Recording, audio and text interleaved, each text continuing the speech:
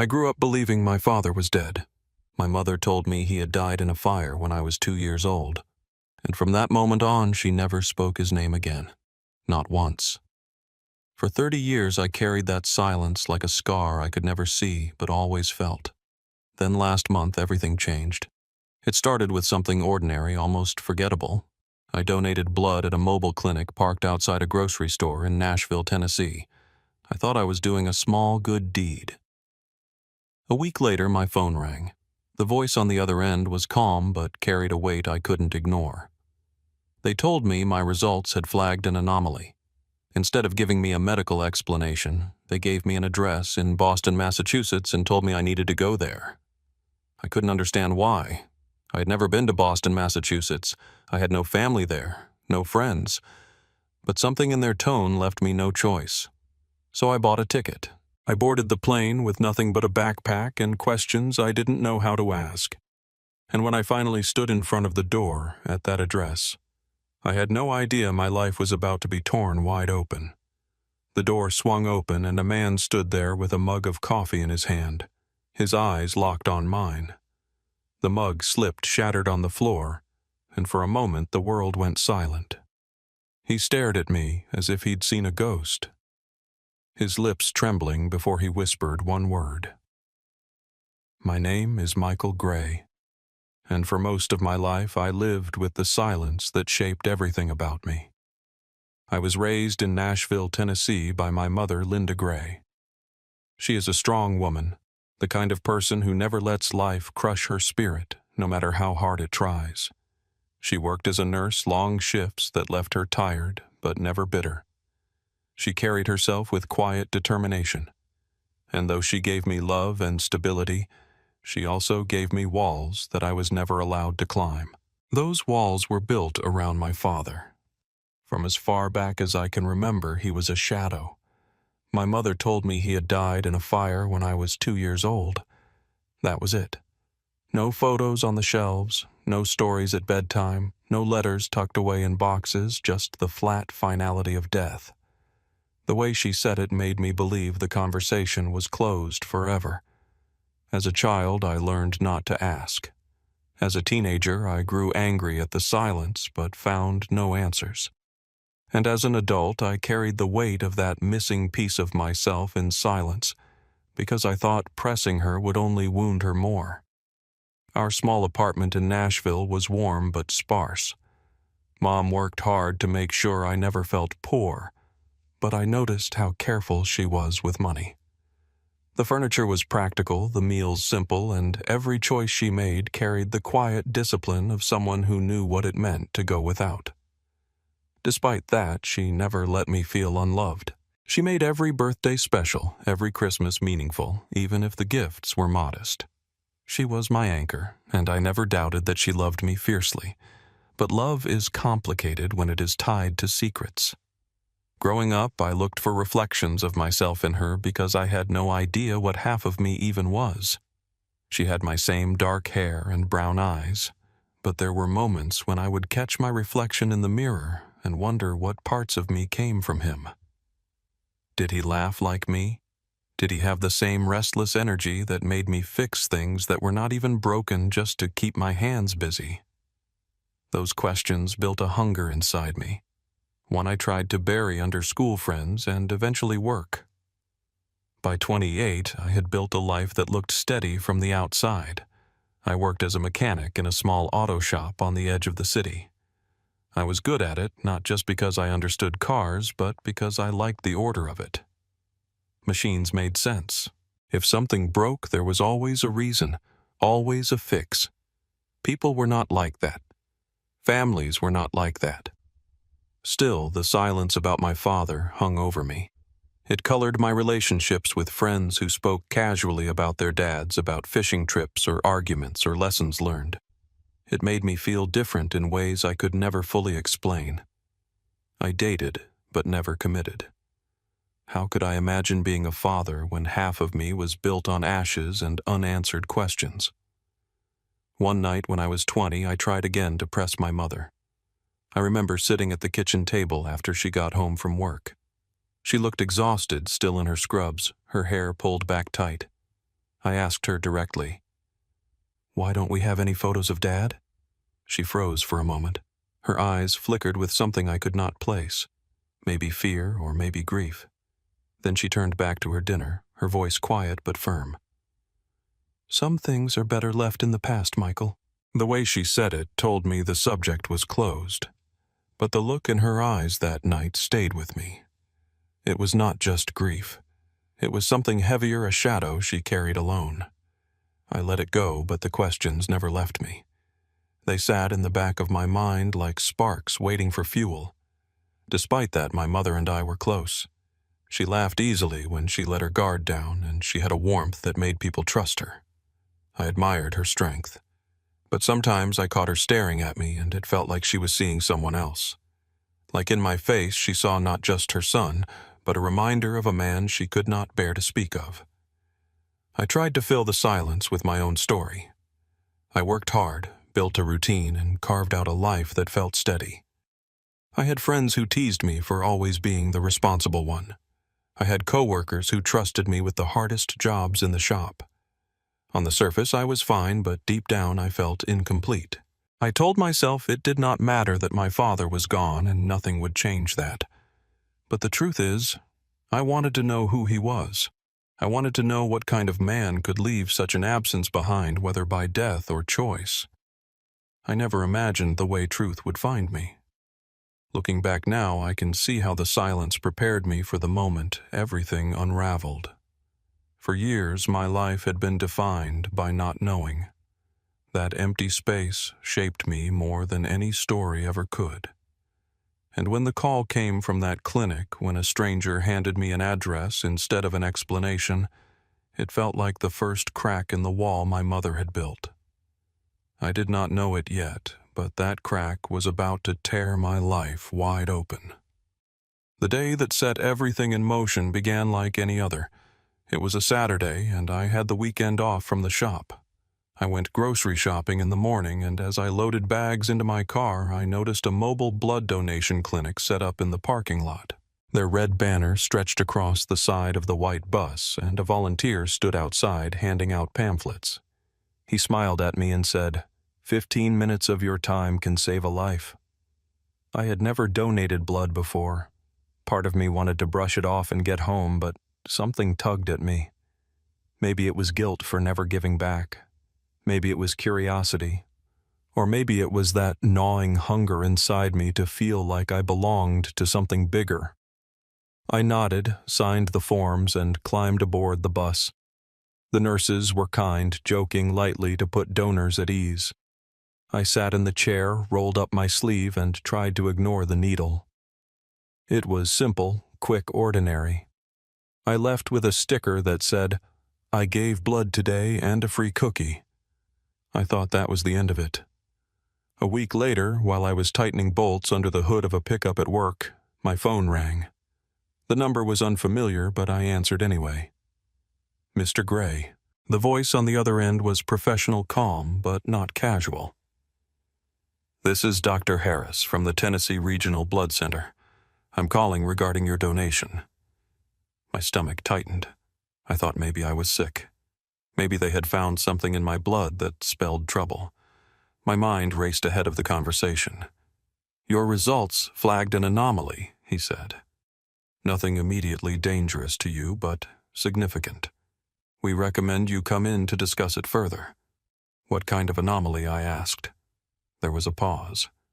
The kind of pause that tells you someone is choosing their words carefully. "Mr. Gray, I can't explain over the phone. What I can do is provide you with an address in Boston, Massachusetts.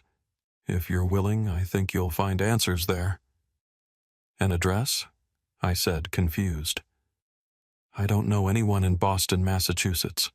Why would I go there?" "Because the anomaly relates to your family history," he said. "That's all I can tell you. It is important he gave me the address." I scribbled it on the back of a receipt. My hands were shaking. That night I sat across from my mother at our kitchen table. I wanted to ask her to demand the truth, but when I looked at her tired face and saw the shadows in her eyes, I couldn't. I was afraid of what she might say, and maybe more afraid of what she wouldn't.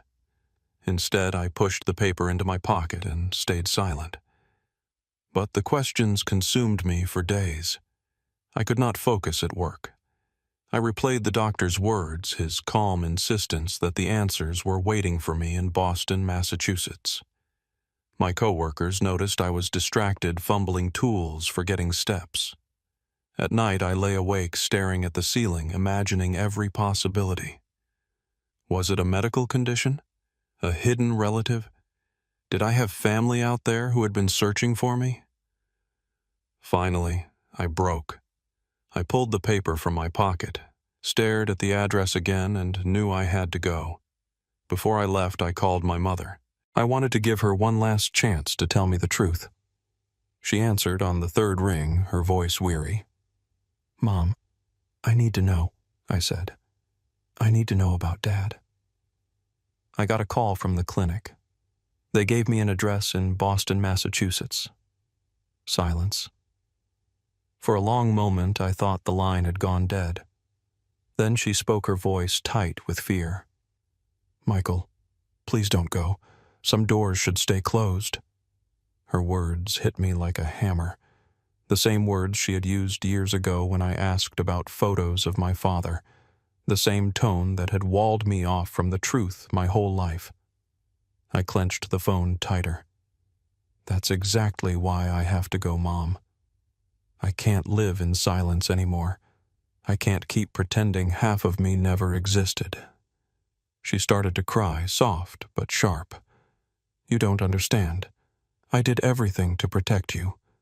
Protect me from what I demanded." Her sobs grew louder, but no answers came. I could feel the wall between us rising higher. In that moment, I realized she was never going to tell me. Whatever truth she carried was too heavy for her to set down. So I made the choice for both of us. I booked a last-minute flight to Boston, Massachusetts. I packed light, only a backpack with a few clothes, my wallet, and the piece of paper with the address that burned in my pocket like a live coal. I did not tell anyone else where I was going. The truth was mine to uncover.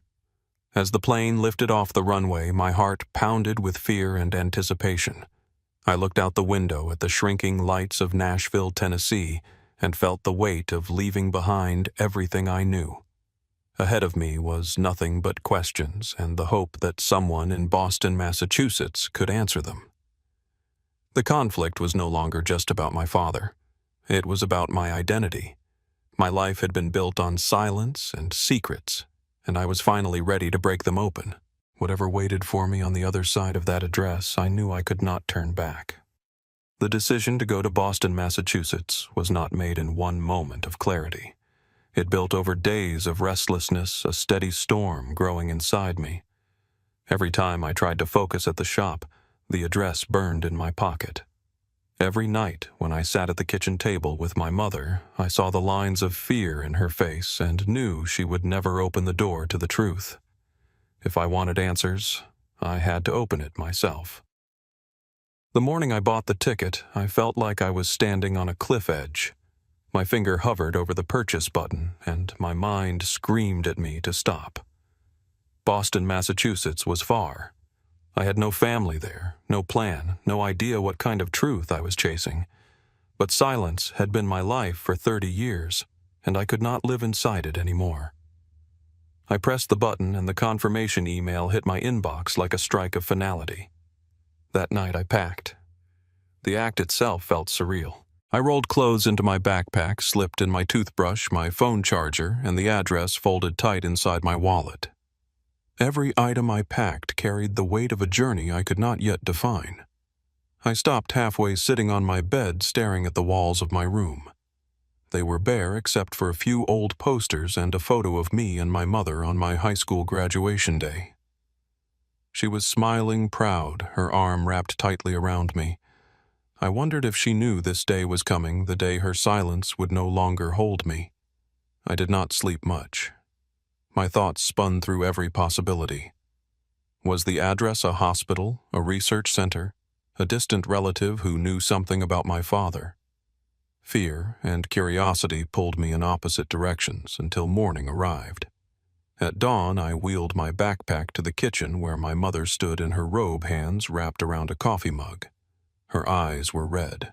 She had not slept either. "Michael," she said, her voice breaking. Please don't go. I have to," I answered. My voice was steady, but inside I was shaking. She stepped forward, reaching for my arm. "You don't understand what you're walking into." "Then tell me." I said, "Tell me what I'm walking into." Her hand dropped. Tears filled her eyes, but she shook her head. "I can't." The silence stretched between us like a canyon. For the first time, I realized how much of our love was built on things unsaid, and how fragile that love felt now that I was breaking the rules. I kissed her cheek, whispered that I loved her, and walked out the door. She did not try to stop me again. The airport was crowded, but I moved through it in a haze. The world felt both ordinary and unreal. People bustled with suitcases, families hugged goodbye, announcements echoed overhead. But for me, every step was a march towards something life-altering. When I sat by the window of the plane, I gripped the armrest as the engines roared and thought about how much could change by the time I landed. The flight itself was long filled with the dull hum of the cabin and the chatter of strangers. I pulled out the address and stared at it again. 52 Hanover Street, South Boston. I searched the name of the street on my phone, but it gave me nothing special, just a regular street in a regular neighborhood. That unsettled me more than if it had been tied to a hospital or clinic. Whatever was waiting for me was not official. It was personal. As the plane cut through the clouds, I imagined the man my mother never spoke of.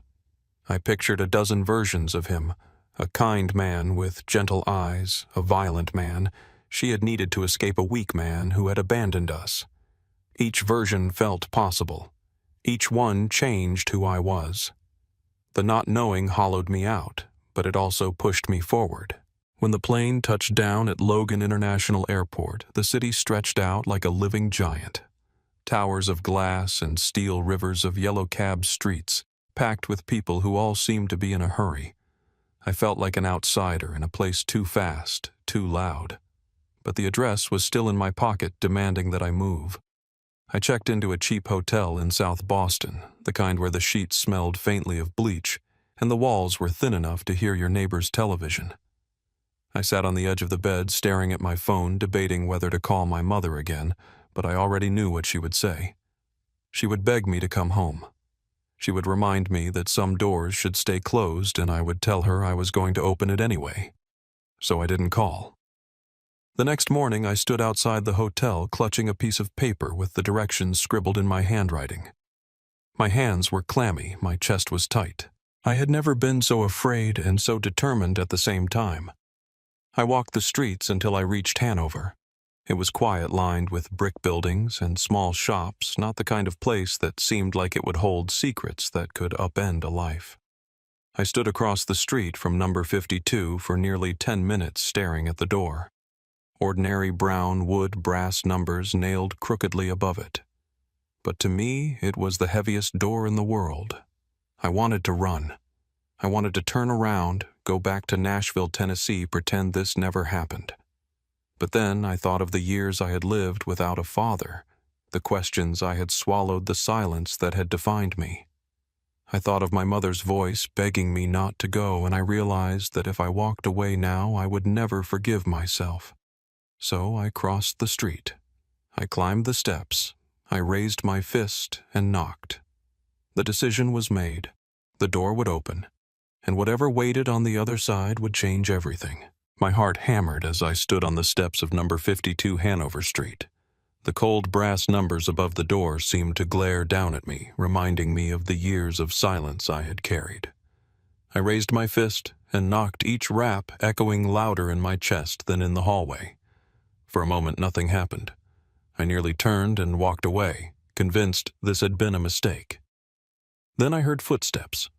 The door opened, and a man stood in the doorway holding a coffee mug. His hair was stray with gray. His shoulders broad but slightly stooped, and his face lined with years that looked hard-lived. His eyes, though, were what stopped me cold. They were the same shade of brown as mine. The mug slipped from his hand and shattered against the concrete. He stared at me, his mouth open, his lips trembling. "Michael." His voice cracked on my name. The world tilted. He knew my name. He knew me. I could barely breathe. "Yes," I said, my voice raw. "I'm Michael." The man's face went pale. He pressed a hand to the doorframe as if the weight of the moment was too much to bear. Tears welled in his eyes, and he whispered again, softer this time, almost to himself. "My son." I felt my knees weaken, my chest filled with a surge of anger and longing colliding all at once. I had imagined this moment 1,000 different ways, but nothing could have prepared me for the reality of it. The man who was supposed to be dead was standing in front of me alive. "You're supposed to be dead," I blurted out, his face twisted with grief. He stepped aside and motioned me in. "Please come inside. Let me explain." I hesitated. My fists clenched. Every instinct screamed to demand answers right there. But something in his eyes, shame, desperation, love, pulled me across the threshold. The apartment was small, cluttered with books, papers, and the faint smell of stale coffee. I sat on a worn couch while he lowered himself into the chair across from me. For a long time he just stared at me, tears running down his cheeks. "I'm Robert Hale," he said finally. "I'm your father." The words landed heavy. I wanted to shout that I already knew, that the blood in my veins had screamed it the moment I saw his face. But I let him continue. "I didn't die in that fire. I survived. But surviving wasn't the end of it. Back then I was tangled in things I should never have been part of. Dangerous people debts, threats that reached into our home. The fire was no accident. It was meant to kill me, and when it didn't, I realized staying would put both you and your mother in danger. So I left. I disappeared to keep you safe." My stomach churned. His words felt both like a lifeline and a betrayal. I thought of my mother working endless shifts to raise me alone, carrying the silence all these years. I thought of birthdays without him, nights staring at the ceiling, wondering who I was. "You let me grow up thinking you were dead," I said, my voice sharp. "Do you have any idea what that did to me?" "What it did to her?" Robert Hale bowed his head. "Every day, not a single day passed that I didn't think about you, but if I came back, they would have found you. I had to make a choice. Michael and I chose to protect you, even if it meant you would hate me." The anger in me boiled over. "You could have told me the truth when I was older. You could have sent a letter, anything. Instead, I grew up with nothing. Do you know how many times I asked Mom about you? Do you know how many times she cried and told me some things are better left in the past?" His shoulders shook, and for the first time I saw how broken he looked. Not the image of a strong father I had once imagined, but a man who had lived in exile from his own family, carrying the weight of his choices. "You're right," he said, his voice barely above a whisper. "I failed you. I failed both of you. But I am here now, and I will answer every question. If you want to walk away after that, I won't stop you, but please let me tell you everything." I sat back, my hands trembling. The fury inside me did not vanish, but beneath it, something unexpected stirred. The boy who had grown up searching for half of himself felt that missing piece flicker into view. It did not erase the pain, but it gave me something I had never had before. Truth. Robert Hale leaned forward, his voice steadier now. "Michael, I never stopped loving you. Every sacrifice I made was for you. And seeing you here alive, grown strong, it is more than I ever thought I'd be allowed. I wanted to resist, to hold on to the anger that had fueled me all these years. But I also wanted to believe him. For the first time in my life, I had the chance to look into the eyes of the man who had given me half of who I was. We sat in silence, two men bound by blood and years of absence, the air thick with pain and possibility. For the first time in 30 years, the silence between father and son had been broken, and in its place was a truth that would change everything. When I left Robert's apartment that night, the city lights blurred into streaks as I walked.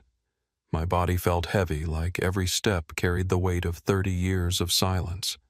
The streets buzzed with the life of Boston, but inside me there was only stillness. I had met my father. He was alive. He had not been a ghost or a cruel absence. He was a man broken and flawed, but still mine. Back at the hotel, I sat on the edge of the bed, staring at the ceiling, trying to put the pieces together. I wanted to hate him. Part of me still did. But another part, the part that had grown up searching for his face in the mirror, wanted to believe him. His story of danger and sacrifice did not erase the pain he caused, but it explained it. And for the first time in my life, I had answers instead of shadows. The next morning, I called my mother. My voice shook as I told her where I'd been. "Mom, I met him," I said. "I met Dad. He's alive." There was a long silence on the line. Then I heard her sob raw and unguarded. "I knew this day would come," she whispered. "You knew he was alive," I said, my chest tightening. "Yes," she admitted. "He begged me to keep you safe. He swore that if he stayed away, they would never find us. And I believed him. I kept his secret because I thought it was the only way you would grow up free." Her words cut deep. I thought of her working long shifts, raising me alone, carrying the burden of silence. I thought of the nights she held me when I cried and the time she turned away when I asked about him. She had carried that weight alone for decades, and I saw now that it had broken something inside her too. "You could have told me," I said, my voice softer than I expected. "You didn't have to let me believe he was dead." Her sobs quieted. "I thought the lie would hurt less than the truth. I thought if you hated him, you wouldn't go searching for him. I thought I was protecting you." I closed my eyes. The anger I had carried against her began to shift. She had not lied out of cruelty. She had lied out of fear and love. It did not make it right, but it made it human. When I returned to Tennessee, our house felt smaller than before, as though the truth had crowded into every corner. My mother and I sat at the kitchen table one evening, the same place we had fought over questions she refused to answer. This time, there was no silence. "He told me everything," I said. "About the fire, about the danger, about why he stayed away." She nodded slowly, her hands trembling around her coffee cup. "And do you believe him?" I hesitated, then answered honestly. "I want to. I think I do. But believing him doesn't erase the years he missed. It doesn't erase the pain." She looked at me with tired eyes. "I never wanted you to carry that pain. I thought I was sparing you." I reached across the table and took her hand. "You gave me everything you could, Mom. I see that now. But I needed the truth. Even if it hurt, I needed it." She broke, then tears spilling down her cheeks. For the first time, I felt like we were on the same side, not separated by walls of silence and secrets. Over the weeks that followed, I spoke to Robert on the phone. At first, it was awkward, like talking to a stranger whose face looked like mine. But slowly, stories began to spill out. He told me about his childhood, about the mistakes he made, about the fire that nearly took his life. He told me about the years of exile, the jobs he worked under false names, the constant fear that someone would connect him back to us. One evening, I asked him a question that had haunted me for years. "Did you ever think about coming back even when it wasn't safe?" His voice cracked. "Every day I watched from a distance when I could. I saw your school photos through people I trusted. I saw you grow from a boy into a man, and it tore me apart not to be there. But I told myself that if you lived free of my mistakes, it was worth it. I just never imagined you'd come knocking on my door one day." His honesty did not erase the years, but it began to stitch something inside me. For the first time, I felt like I could move forward not as half a person, but as someone who had the whole truth. The lesson was not neat. It was not simple forgiveness or perfect reconciliation. It was messy, raw, and real. I learned that love can wound when it is twisted by fear. I learned that silence can protect but also destroy. And I learned that sometimes the truth is not a clean answer, but a jagged edge you have to learn to live with. One night, as I sat alone in my room, I looked at the photo of my mother and me at my graduation. For years I had wondered what my father would have looked like in that picture. Now I knew, and though I could never reclaim the lost years, I could carry both of them with me. The mother who protected me with silence, and the father who sacrificed presence for safety. The story I grew up believing had been a lie, but the truth I found was more powerful. I was no longer a boy defined by absence. I was a man who had faced the silence, broken it open, and found himself in the pieces. When I share this story, it is not to condemn or to glorify. It is to remind anyone listening that the truth, no matter how painful, is the only thing that sets you free. That is my story. For 30 years I lived under the weight of silence, believing my father had died in a fire. What I found was not just a man, but the truth that had been hidden from me all my life. It was painful, complicated, and messy, but it gave me something I had never had before. Answers. If this story moved you, if it made you think about your own family, or if it reminded you that truth, no matter how hard, is always worth chasing, then I hope you'll take a moment to support this channel. Like the video if it spoke to you, share it with someone who might need to hear it, and most importantly, comment below. I would love to know how this story made you feel, and if you've ever carried a secret or a silence in your family that shaped who you are. And if you want more stories like this, real stories about life loss, truth, and the moments that change everything, then make sure to subscribe to the channel and turn on notifications so you never miss the next one. Thank you for listening to my.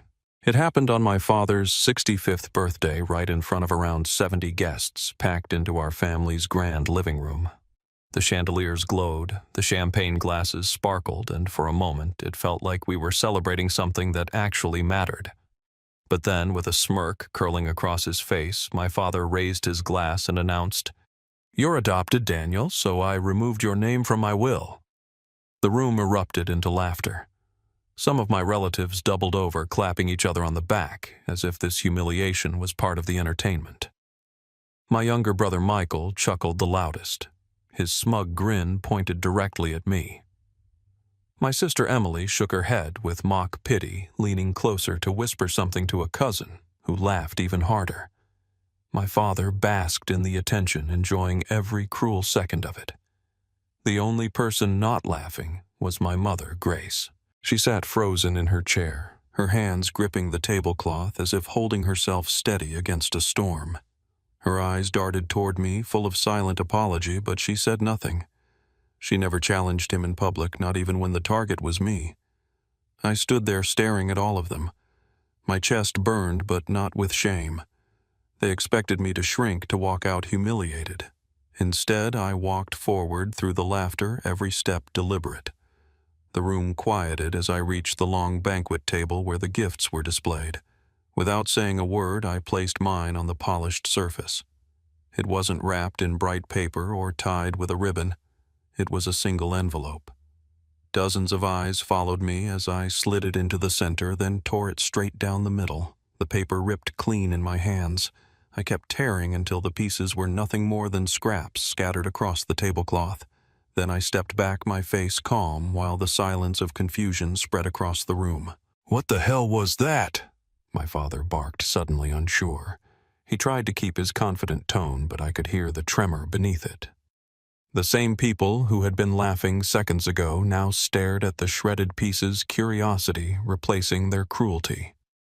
I looked him in the eye and answered in a voice steady enough for everyone to hear. That was my gift to you. I grew up in a house where wealth was measured not just by money, but by pride, appearances, and bloodlines. My father, Thomas, built his reputation on those values. To the outside world, he was a successful businessman, a man who had built his empire with determination and clever deals. To me, he was a man who never let me forget that I was adopted. When I was younger, I tried to ignore the way he treated me compared to my siblings. My brother Michael, 2 years younger than me, carried my father's sharp jawline and confident stride. My sister Emily, older by 3 years, had inherited my father's cunning smile and his way of commanding a room. They were his pride. He loved introducing them at parties, praising their achievements and boasting about their bright futures. With me, things were different. He never introduced me as his son. When he had to, he would emphasize the word adopted, as if it were a warning label. At family dinners, he often skipped over my accomplishments, even though I worked harder than Michael and Emily combined. When I received a scholarship for college, he congratulated me with the same dry tone he used when thanking the waiter for refilling his wine glass. My mother, Grace, was the only anchor I had in that house. She was gentle, soft-spoken, and always tried to shield me from the sharp edges of my father's cruelty. She was not my biological mother either, but she never let me feel like an outsider. She would slip into my room at night when I was younger, sit on the edge of my bed, and whisper, "You are mine, Daniel. Blood has nothing to do with it." Those words carried me through years of being overlooked, ridiculed, and treated as though I did not belong. But no matter how strong I tried to be, it still stung to sit at the dinner table and watch my father beam at Michael's careless jokes while barely acknowledging my presence. It cut deep when Emily would win a local debate competition, and he would host a toast in her honor. While my own achievements in business school went unnoticed by the time I reached my 30s, I had stopped expecting anything from him. I had built my own career, invested wisely, and made a life for myself without leaning on his wealth or influence. I did not want his money. I only wanted his respect, a sliver of recognition that I was more than just the outsider he enjoyed mocking. When the invitation for his 65th birthday arrived, I almost ignored it. It was written in Emily's polished handwriting, embossed with gold letters and dripping with the kind of extravagance that had always defined our family gatherings. The party was to be held at the family estate, a mansion that stood as Thomas's monument to his success. The guest list included extended family, old friends, and business partners. It was not just a birthday party, it was a performance. I hesitated, but Grace called me personally. "Please come, Daniel," she said softly. "It would mean the world to me to have you there. Your father, well, he is set in his ways. But you are still his son, no matter what he says. Just be there for me." Her voice carried a weight I could not ignore. She had been my protector for as long as I could remember, and if she asked this of me, I would go. I promised myself I would stay calm no matter what my father threw at me. On the day of the party, I arrived early. The house glowed with chandeliers. Waiters in crisp uniforms glided across the floor with trays of champagne, and laughter already filled the rooms. I walked past portraits of Thomas, oil paintings of him shaking hands with politicians posing in front of his first company, and smiling with Michael and Emily at milestones. Not one photograph on those walls included me. Grace greeted me at the door. She hugged me tightly, her perfume carrying the familiar scent of lavender. "You look handsome," she said with pride, adjusting my tie as if I were still a boy. Behind her, I could see Thomas speaking with Michael near the bar. His booming laugh filled the room. Emily stood close by, sipping champagne, her sharp eyes scanning the guests like a hawk searching for prey. Grace whispered, "Promise me, Daniel, that you will not let him get under your skin tonight. Just smile, nod, and let the evening pass." For me, I nodded, though a part of me knew that no matter how much I tried to avoid it, my father would find a way to make me the target of his cruelty. That was the role he had written for me in this family drama, and he played his part with relish. As the evening went on, I mingled politely, exchanged handshakes, and listened to the hollow compliments of relatives who barely knew me. The air smelled of expensive wine and roasted lamb, but beneath the surface it reeked of something else: power control, and the constant reminder that this was Thomas' stage, and we were all there to applaud him. I carried a small envelope in my pocket, my gift for my father. Unlike the luxury watches and rare wines piled high on the gift table, mine was simple, understated, but more valuable than anything else in the room. I had chosen it carefully, not out of obligation, but out of respect. Despite everything, I had wanted to give him something that mattered. As I stood there watching him hold court with his friends, basking in the glow of his self-importance, I felt the weight of that envelope pressing against my chest. I did not know then how quickly everything would change, or how that simple piece of paper would bring his empire of arrogance crashing down in front of everyone he sought to impress. The speeches began after dinner. The waiters cleared the plates. The clinking of silverware faded, and the room quieted in anticipation. Everyone knew that my father loved nothing more than holding the spotlight, and his birthday was the perfect excuse. He stood near the head of the long banquet table, his glass raised high, his chest puffed out as if the entire night had been built around his greatness. He tapped the glass lightly, silencing the scattered whispers and laughter. 65 years. He began, his voice carrying the confidence of a man used to being listened to.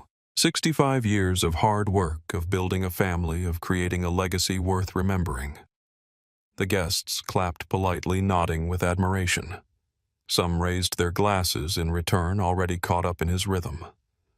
Michael leaned back in his chair, grinning, proud to be seated closest to him. Emily rested a hand on his shoulder, eyes shining as though she were basking in borrowed glory. Grace sat stiffly, her smile thin and brittle like glass on the verge of shattering. My father's speech rolled on, filled with stories about his early business ventures, his triumphs over competitors, and his determination to leave behind an empire that would endure long after him. Each story was punctuated by laughter from the audience and approving nods from relatives eager to stay in his good graces. Then his tone shifted. He lowered his glass slightly and smirked. But what is legacy without blood? His words were sharp, designed to pierce. He let them hang in the air before continuing. A man's legacy belongs to his children, those who carry his name, his spirit, and most importantly, his blood. A ripple of agreement spread through the room, heads nodding, smiles widening. My stomach tightened. I knew where this was going. He turned his eyes on me, locking me in his gaze like a hunter cornering prey. Which brings me to a decision I have made. He paused for effect, relishing the silence, then declared with cruel satisfaction, "My adopted son Daniel will not be included in my will. Legacy cannot be passed through paperwork. It must run in the blood." For a second the room went silent. Then the laughter came, loud, cruel, unrestrained. Guests chuckled into their glasses. A few slapped the table as if it were the funniest thing they had ever heard. Michael laughed the hardest, clapping his father on the back and saying loudly, "Good one, Dad." "About time you made it clear." Emily smirked and shook her head as though she had always expected this outcome. Heat rushed to my face, but not from shame. It was anger, hot and steady, burning through me. I watched them laugh at me, laugh at the life I had lived in this family, laugh at the years I had tried to prove myself. My fists clenched under the table, but I refused to give them what they wanted. They wanted me humiliated. They wanted me broken. Grace did not laugh. She sat frozen, her hand gripping the stem of her wine glass so tightly I thought it might snap. Her eyes filled with tears, but she kept them down, refusing to let them spill in front of the crowd. She glanced at me, her expression a mix of sorrow and apology, silently begging me not to react in anger. Inside, a storm raged. Every insult, Every dismissal, every time my father had introduced me as the adopted one instead of his son, crashed through my mind. This was his final act, his public declaration that I did not belong, and he wanted the world to celebrate it. The laughter continued echoing off the high ceilings, filling the ornate room with cruelty. Some guests looked uncomfortable but laughed anyway, unwilling to stand against Thomas' authority. I caught the eye of an old family friend, a man who had known me since I was a boy.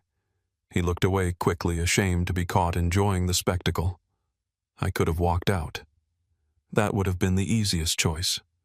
Leave them to their celebration of blood and wealth. Let them believe they had pushed me aside for good. But something inside me hardened. I would not leave quietly, not tonight. I pushed my chair back and stood. The laughter faltered as I walked toward the long banquet table where the gifts were piled high. My footsteps echoed in the sudden hush. Conversations died mid-sentence. Even Michael stopped laughing, his grin slipping as he watched me. My father raised his chin, trying to look unbothered, but I saw the flicker of uncertainty in his eyes. "And where do you think you're going?" he called out, his voice still mocking but thinner now, strained under the weight of the silence pressing down on the room. I ignored him. My focus was on the small envelope in my hand, the gift I had brought for him. It was plain, unadorned, but it carried more value than any of the extravagant presents stacked on the table. I set it down carefully in the center, the sound of paper against wood unnaturally loud in the stillness. Dozens of eyes followed me as I straightened. Without a word, I took the envelope, held it up high so everyone could see it, and then tore it cleanly down the middle. Gasps rose from the crowd. I kept tearing, splitting the paper into smaller and smaller pieces, letting them fall like snow across the polished surface of the table. When I finished, I let the scraps scatter from my hands and turned back to face my father. The laughter was gone now, replaced by whispers of confusion. Thomas' smirk had vanished. His jaw tightened, his eyes narrowing as he tried to understand what I had just destroyed. "What was that?" he demanded, his voice sharp-edged with the first signs of fear. "What the hell did you just tear up in front of everyone I met?" His gaze, and for the first time in my life I felt no fear of him. My voice was steady, clear enough for every guest in the room to hear. "That was my gift to you." A heavy silence followed. The same people who had laughed at me minutes earlier now leaned forward in curiosity, wondering what they had just witnessed. My father's face hardened, but behind his bravado, I saw the first cracks. He did not know yet what he had lost, but he would soon. The scraps of my gift still lay scattered across the table, fluttering slightly from the draft of the air conditioning. The room remained silent except for the faint hum of the chandeliers overhead. I could feel every eye in the room on me. Some were wide with shock, others narrowed with curiosity. The laughter that had filled the house moments earlier had died completely, leaving behind a heavy weight pressing down on everyone. My father broke the silence first. "Daniel," he said slowly, his voice dropping lower, "what did you just do?" His expression was no longer smug. His forehead furrowed, his lips pressed into a thin line, and for the first time that evening he looked uncertain. I stood tall, letting him stew in the discomfort. "I gave you my gift," I answered calmly, "and I made sure you could never keep it." A murmur rippled through the guests. Heads turned, whispers filled the edges of the room. People shifted in their chairs, their curiosity sharp, hungry to know what I had meant. Michael leaned forward, scoffing loudly to cover his unease. "Oh, please," he sneered. "What could you possibly give that would matter here? Dad doesn't need anything from you. This is just another one of your little attention grabs." Emily smirked, tilting her head with that same superior glare she had mastered since childhood. "Pathetic, really. Even at his birthday, you still make it about yourself." I ignored them both. They had always played their roles as my father's loyal shadows, echoing his cruelty and basking in the approval it brought them. My words weren't for them. They were for Thomas. My father stepped closer to the table, his eyes narrowing at the pile of torn paper. He tried to sound commanding, but there was a faint quiver in his tone. "Pick that up and explain yourself right now." I shook my head. "No, Dad. You wanted to show everyone tonight that I don't belong. You wanted to humiliate me in front of the people you care about most. But what you don't realize is that I came prepared." Gasps rose from the crowd. A woman near the back covered her mouth with her hand. A man whispered something urgently to the guest beside him. The tension in the room had shifted. It was no longer entertainment. It was confrontation, and no one wanted to miss a second of it. Grace's eyes brimmed with tears as she looked at me. She reached a trembling hand toward me as if she wanted to stop me, but she didn't speak. She had spent years keeping peace, but in this moment she understood something had changed. Thomas' jaw tightened, prepared for what he demanded. I met his gaze without flinching. "Prepared for you. Prepared for this night. You can laugh. You can cut me out of your will. You can tell the world that blood is everything. But you cannot erase what I just destroyed." A fresh wave of murmurs surged through the room. Michael frowned, finally beginning to sense that something was wrong. "What was in that envelope?" he asked, his voice less certain now. I let the silence stretch, watching the unease spread like fire through the crowd. My father's friends, once smiling and laughing at his jokes, now leaned forward in their chairs, anxious to see the truth revealed. Business partners shifted, uncomfortably aware that this spectacle was not the image of control Thomas had hoped to project. Finally, I said that was a legal document, a transfer of ownership, something valuable, something you would have cherished, something I wanted you to have.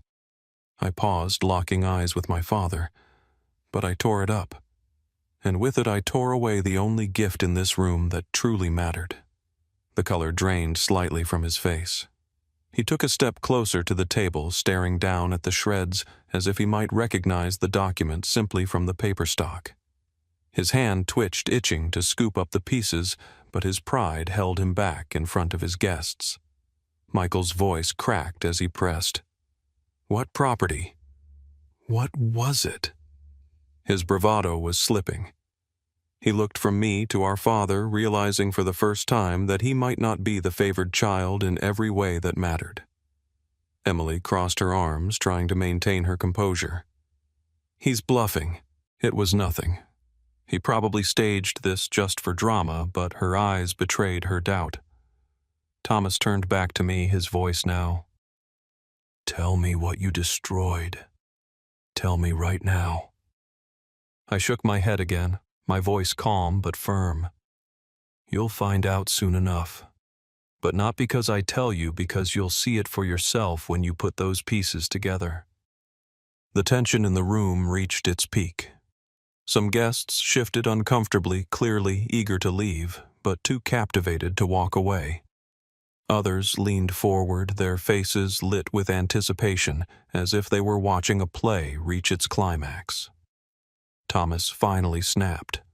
He lunged toward the table, sweeping the scraps into his hands. His movements were frantic, almost desperate. He barked orders at Michael and Emily. "Help me find the rest." Now Michael scrambled to obey, bending to pick up the pieces that had fallen to the floor. Emily hesitated, looking around at the guests, embarrassed by the spectacle, but even she crouched down to collect scraps.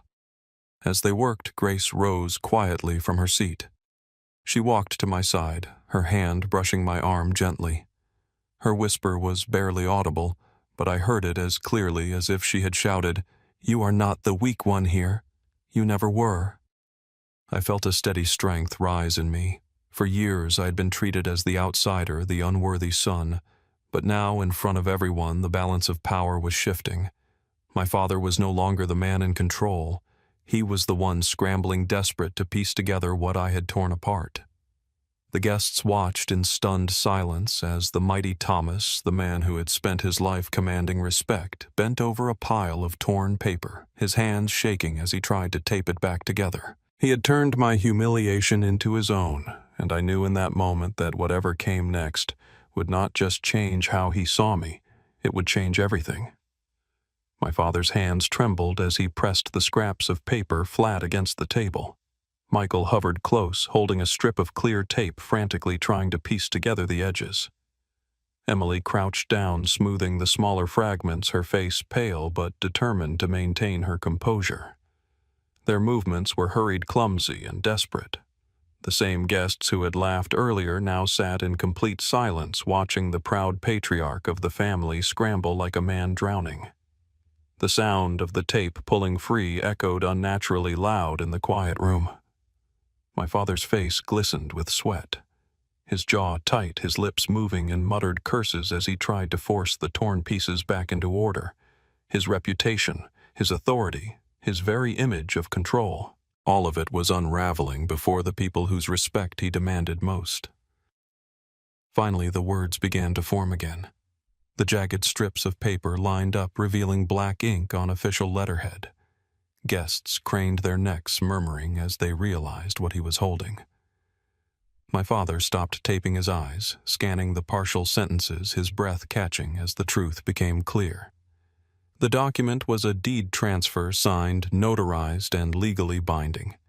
It had given him ownership of one of my most valuable properties, a commercial building in the heart of the city worth $12 million. I had intended it as a gesture of respect, a way of showing him that despite everything I still valued him as my father. That envelope had carried more than just a gift. It had carried my attempt at peace. By tearing it apart in front of everyone, I had revoked it. The property was no longer his. He had lost it before he had even known it was his to gain.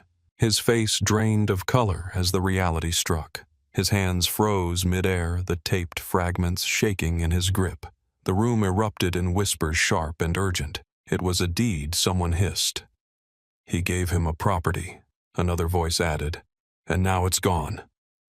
Just like that, Michael's mouth fell open. You were giving him that building. His voice cracked with disbelief. That was supposed to be ours. He turned on me, fury flooding his expression.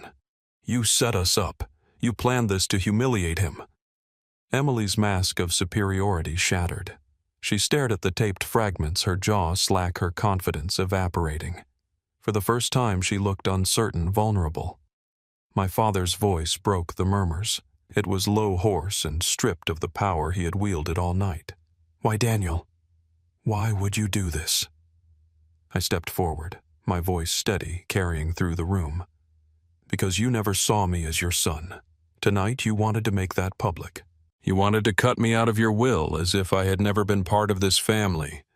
So I showed you what it feels like to lose something you thought belonged to you. That building was yours, Dad. I signed it over to you, but I took it back the moment you tried to erase me.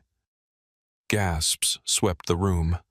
Some guests shifted uncomfortably in their seats, ashamed of the laughter they had joined earlier. Others sat forward, riveted by the downfall of the man they had admired. Grace's eyes glistened with tears as she reached for me. She did not say anything, but her face shone with pride and sorrow all at once. Thomas's hands dropped the taped fragments. They scattered again across the table, useless now. His shoulders sagged, the fight draining out of him. He had spent his life believing his power came from control, wealth, and bloodlines. In one moment, I had ripped that illusion apart. You think this makes you strong? He spat finally, though his voice wavered. You think tearing up a piece of paper changes anything? It changes everything, I replied. Because that paper wasn't just property. It was proof that I cared even after everything you did to me. I wanted you to have something meaningful, something that said I was still willing to stand by you as your son. But you threw me aside in front of everyone, so I threw away the only chance you had to keep me. The silence that followed was crushing. My words hung heavy in the air, undeniable and final. Michael slammed his fist against the table, his anger spilling over. You ruined everything, he shouted. Do you have any idea what you've done to us? I turned to him calmly. I know exactly what I've done.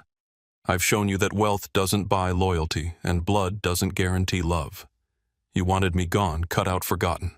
But tonight it's you who will remember me every time you see what your father lost." Emily said nothing. She sank back into her chair, her arms wrapped tightly around herself, her confidence shattered. Thomas stood frozen, his eyes fixed on the broken fragments of the deed. His face was pale, his hands limp at his sides. For the first time in my life I saw fear in his eyes. Not fear of me, but fear of the truth.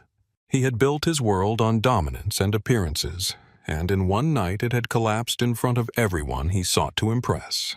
Guests began to murmur again, some rising quietly from their seats, unwilling to stay in the presence of a man so thoroughly undone. A few looked at me with respect, others with disbelief, but no one looked at Thomas with admiration anymore. I turned toward the door, my decision final. "Happy birthday, Dad," I said, my voice calm, almost gentle. "Enjoy the gifts from the people who laugh at your cruelty. Mine is gone, just like the respect you thought you still had." As I walked away, I heard chairs scrape, whispers intensify, and the sound of my father collapsing into his seat. The man who had spent his life towering over everyone was left small, powerless, and broken. I left the dining hall with my back straight and my steps steady. Behind me, the whispers followed like a tide. Guests who had come to celebrate Thomas's dominance now spoke in hushed tones about his collapse. The man who had laughed at me, who had treated me as a shadow in his own house, had been left pale and shaking in front of his entire world. I did not look back. For the first time in my life, I did not need his reaction to validate my actions. In the foyer, the golden lights of the chandeliers reflected off polished marble. But to me, the house no longer felt like a fortress of intimidation. It was only a building, a shell of Thomas' ego. Grace's soft footsteps followed behind me. She caught my arm, her voice trembling but firm. "Daniel," she whispered, "I am so proud of you.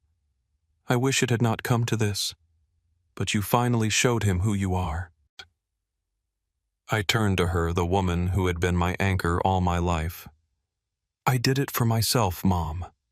Not to hurt him, but to finally let him see what he threw away." She nodded, her eyes shining. "You always were the strongest one.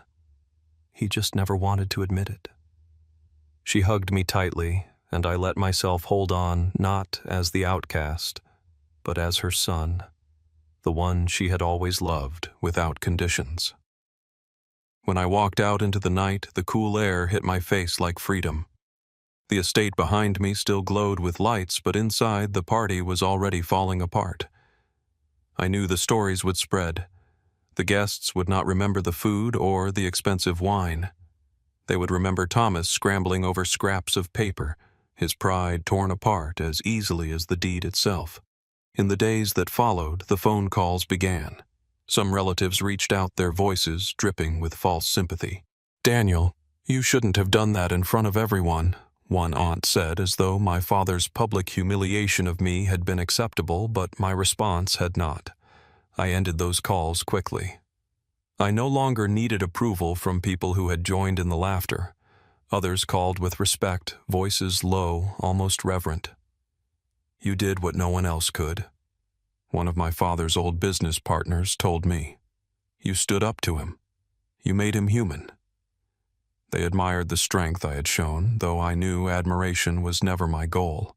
I had wanted peace. But if peace was impossible, then truth would have to be enough. Michael avoided me completely. I heard from distant relatives that he had been raging ever since, furious that I had cost him and Emily what he believed was rightfully theirs. To him, the deed represented not just wealth, but status. Another inheritance stolen by the brother he never considered equal. Emily, on the other hand, sent a single message. It read, "You made your point. Don't come back here again." I smiled when I read it. I had no intention of returning. My father never called. Weeks passed, then months, and not a word came from him. I knew his pride would not allow him to admit what he had lost. He had built his life on control, and I had shattered that illusion in front of the only audience he cared about. He would rather stew in silence than face me again. But Grace visited me quietly one afternoon. She brought a basket of fresh bread she had baked herself the same way she used to when I was a boy. She sat at my kitchen table, her hands folded, her face soft with both sadness and peace. "He is not the same," she said.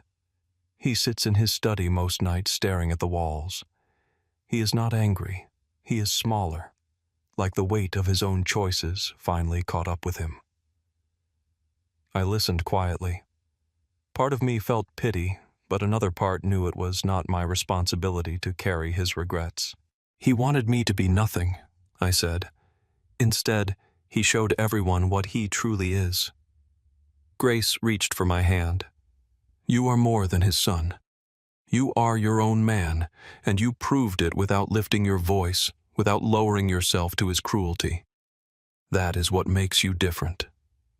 Her words stayed with me. For years I had believed strength meant enduring his scorn, waiting for recognition that never came. But real strength was walking away from his shadow and building a life where my worth did not depend on his approval. In time, I invested more into my own ventures, expanding my businesses and creating opportunities for people who, like me, had once been overlooked. I mentored young men and women who had been told they did not belong, reminding them that family and worth are not defined by bloodlines but by choices and character. Every time I saw one of them succeed, I felt a pride that my father could never understand. The memory of that night never faded. Sometimes I replayed it in my mind, not with bitterness, but with clarity. I remembered the cruel laughter, the smug faces of Michael and Emily, the silence of the guests who refused to stand with me. And I remembered how quickly it all changed when I stood my ground and let my actions speak louder than their scorn. The lesson was simple, but it carried the weight of a lifetime. Family is not defined by who claims you in their will or whose blood runs in your veins.